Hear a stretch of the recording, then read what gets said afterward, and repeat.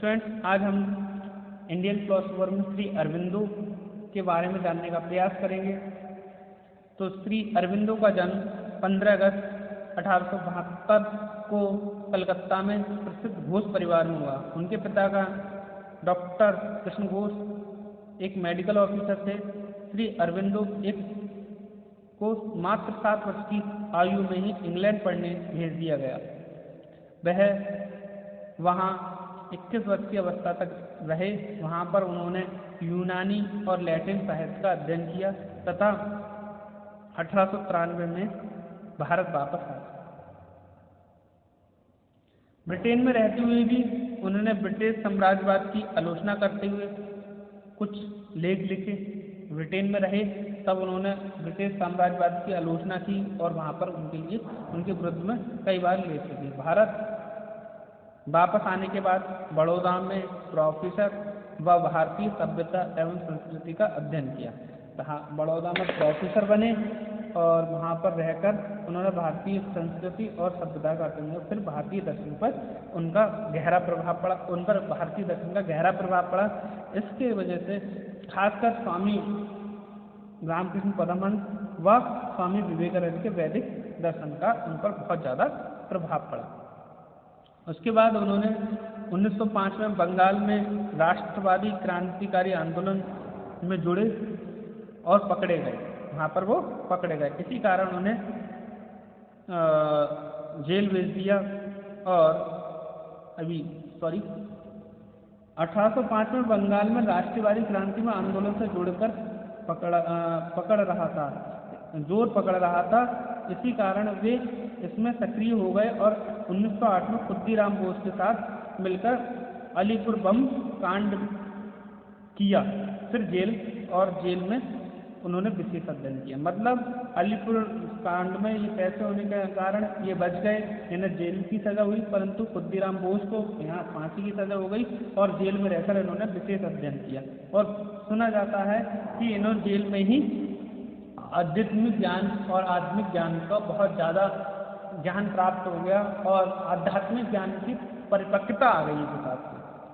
और कुछ लोग इन्हें अंतर्यामी टाइप के बाबा समझने लगे और 1910 में जेल से बाहर आकर राष्ट्रीय आंदोलन से पृथक होकर उन्होंने पौंडीचेरी जाकर आध्यात्मिक जीवन आरंभ किया व अरविंदो आश्रम की स्थापना की।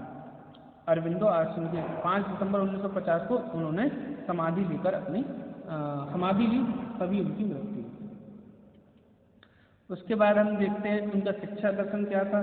Indian education philosophy, Shri Aurobindo का दर्शन इस धारणा पर आधारित है कि मानव का बौद्धिक विकास अचेतन चरम बिंदु पर पहुंच गया है।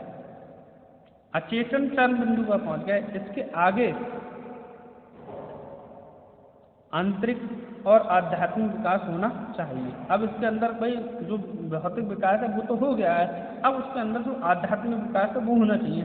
इंद्रिय अनुभव को श्री अरविंदो ने सर्वोच्च ज्ञान नहीं मानते हुए आध्यात्मिक अनुभूति को सर्वोच्च ज्ञान माना। मतलब भौतिक ज्ञान को उन्होंने सर्वोच्च ज्ञान न मानकर आत्मिक ज्ञान या आध्यात्मिक ज्ञान को सर्वोच्च ज्ञान माना। 1907 में श्री अरविंदो ने ए सिस्टम ऑफ नेशनल एजुकेशन नाम का निबंध लिखा।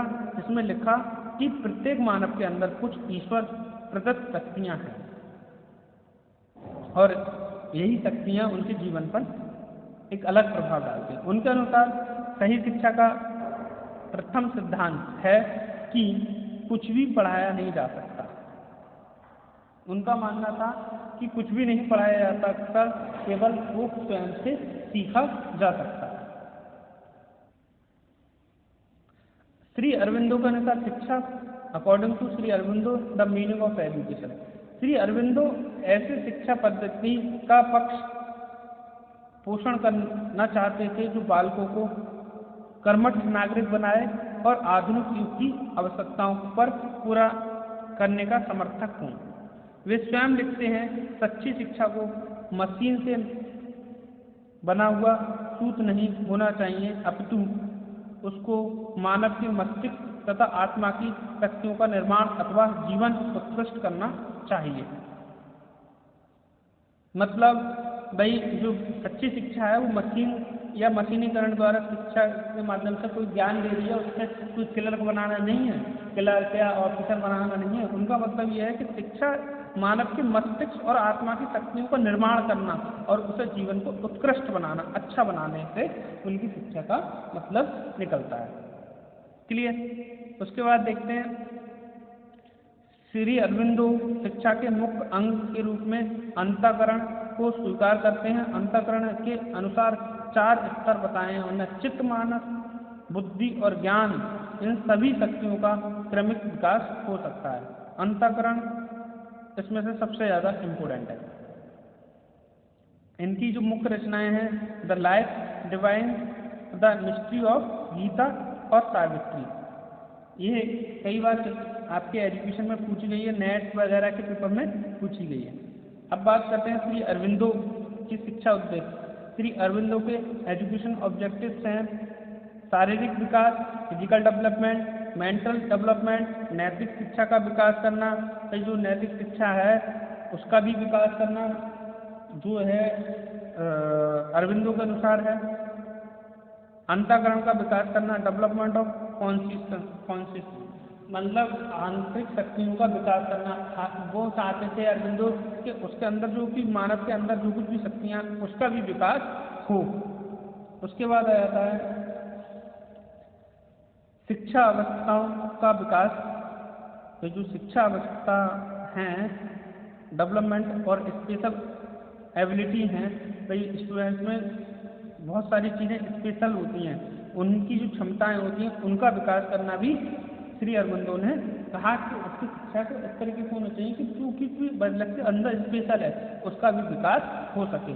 आध्यात्मिक विकास वो चाहते थे अरविंदो, क्योंकि उनके जीवन पर श्री स्वामी विवेकानंद और स्वामी रामकृष्ण परमहंस के जीवन पर प्रभाव था, तो वो आध्यात्मिक शिक्षा को भी अपने शैक्षिक पाठ्यक्रम में शामिल करना चाहते थे। और उनका उद्देश्य था कि आध्यात्मिक विकास जीवन का एक अलौकिक विकास है, जिसके माध्यम से ही जीवन उत्कृष्ट बन सकता है। उसके बाद आ जाता है चरित्र निर्माण, कैरेक्टर बिल्डिंग। भाई जो चरित्र है वो बहुत ज़्यादा इम्पोर्टेंट होता है और चरित्र के अभाव में व्यक्ति कुछ नहीं होता है। ठीक, तो चरित्र निर्माण पर उनने बल दिया। उसके बाद आ जाता है विभिन्नता में एकता की खोज, discovery of unity in diversity. भाई वो चाहते थे कि हमारे देश में बहुत सारे पंथ संप्रदाय के लोग रहते हैं, तो उनमें एकता रहे, ऐसी शिक्षा हमें देनी चाहिए, ना कि आपस में द्वेष की शिक्षा देनी चाहिए। राष्ट्रीयता का विकास, राष्ट्रीयता का विकास की बात करें हम तो वो क्या होना चाहिए। राष्ट्रीयता की विकास वो चाहते थे कि भाई हमारा देश जो विकसित होगा, राष्ट्रीयता डेवलपमेंट और नेशनलिटी चारण ये था कि भाई हमारे जो प्रत्येक देश का व्यक्ति है वो हर व्यक्ति देश को सर्वोच्च सम्मान दे। तो वो उस अपने पाठ्यक्रम में अपने शिक्षा के उद्देश्य में ये चाहते थे प्रत्येक व्यक्ति राष्ट्र के प्रति अकाउंटेबिलिटी रखता हो और वो राष्ट्र को आगे बढ़ाने का जज्बा रखता हो। अब हम अरविंदो के अनुसार शिक्षा व्यवस्था देखेंगे, यानी कि सबसे पहले पाठ्यक्रम में उसने बताया था शारीरिक शिक्षा, मानसिक शिक्षा और आंतरिक शिक्षा और आध्यात्मिक शिक्षा। आध्यात्मिक शिक्षा को उन्होंने बहुत इम्पोर्टेंट माना है, तो उन्होंने पहले शारीरिक शिक्षा की बात कही। शारीरिक शिक्षा के लिए खेलकूद, व्यायाम, साफ सफाई और योग दर्शन पर विशेष बल दिया कि पाठ्यक्रम में योग दर्शन को शामिल किया जाए और योग सिखाया जाए। उसके बाद मानसिक शिक्षा के लिए उन्होंने तर्कशास्त्र, इतिहास, भूगोल, विज्ञान, गणित, भाषा और कंप्यूटर जैसी शिक्षा को भी ध्यान में रखते हुए मेंटल एजुकेशन पर अपने पाठ्यक्रम में शामिल किया। उसके बाद आंतरिक शिक्षा, इंटरनल एजुकेशन, जीवन का क्या लक्ष्य है, ये बहुत ज़्यादा इम्पोर्टेंट है शिक्षा में। उन्होंने कहा कि कुछ भी पढ़ाया जा रहा है तो व्यक्ति को उसके जीवन लक्ष्य के बारे में ध्यान में रखना है, उसका जीवन लक्ष्य क्या है। अगर आध्यात्मिक है तो आध्यात्मिक में आगे बढ़े, अगर उसे प्रोफेशनल काम करना है तो उस पर उस लक्ष्य के अनुसार उसके पाठ्यक्रम में उसकी शिक्षा डाली जाए। उसके बाद आता है आध्यात्मिक शिक्षा, स्पिरिचुअल एजुकेशन, नैतिक शिक्षा धर्मशास्त्र की शिक्षा, योग साधना और ध्यान, ये उनके जीवन का अभिन्न अंग था। उन्होंने कहा कि नैतिक शिक्षा ही आध्यात्मिक शिक्षा है, ना कि संप्रदाय की शिक्षा। ठीक, धर्मशास्त्र की शिक्षा दी जाए, योग साधना सिखाई जाए और ध्यान करना बच्चों को सिखाया जाए। उसके बाद आ जाता है अरविंदो का शिक्षण विधि या टीचिंग मेथड। अरविंदो ऐसी शिक्षण विधि को अपनाने पर बल दिया है जिसमें छात्र शिक्षक का अर्थ केवल सूचनाओं को संग्रह न मानकर, बल्कि वे ज्ञान की सूचनाओं को संग्रह न मानकर वे ज्ञान को प्राप्त करने की कौशल विकसित कर सकें। जैसे तर्क, चिंतन, ध्यान। भाई ज्ञान कैसे प्राप्त होगा? जब व्यक्ति तर्क करेगा, चिंतन करेगा और मनन करेगा और ध्यान करेगा, तब ज्ञान की प्राप्ति होगी। तो जो उनकी जो मेथड था वो ये नहीं कहते थे कि इस मेथड से प्रश्नोत्तर की विधि से चढ़ाया जाए या प्रोजेक्ट विधि से सिखाया जाए या आपको सरल से कठिन की ओर ले आया जाए, कठिन से सरल की ओर ले आया जाए या आगमन निगमन विधि सिखाई जाए। वो कहते थे कि बच्चों को तर्क करना आना चाहिए, चिंतन करना आना चाहिए और ध्यान करना आना चाहिए। शिक्षक जो है मार्गदर्शक होगा और राष्ट्रीय संस्कृति का माली होगा। राष्ट्रीय संस्कृति का माली मतलब जो राष्ट्रीय संस्कृति है उसको संभालना है, उसे मतलब जो संस्कृति में रूढ़ियाँ हैं उन्हें हटाना और जो हमारी संस्कृति उच्च है उसे आगे बढ़ाना वाला शिक्षक होना चाहिए। स्टूडेंट सर्वशक्तिमान है, परंतु छात्र को इस भान नहीं है कि इसलिए गुरु ज्ञाता है के साथ उसे स्वयं भी तर्क, ध्यान, चिंतन करना होगा। और उसके बाद हम देखते हैं विद्यालय। 1943 में पांडिचेरी में विद्यालय की स्थापना के अनुसार ही निःशुल्क शिक्षा, प्रेम व सत्य के साथ शिक्षा देनी चाहिए। निःशुल्क शिक्षा हो उसमें और प्रेम व सत्य के साथ शिक्षा हो, झूठ पर गति आधारित न हो। अनुशासन, स्वानुशासन पर बल, परंतु गुरु अज्ञा भी जरूरी है। Thank you very much.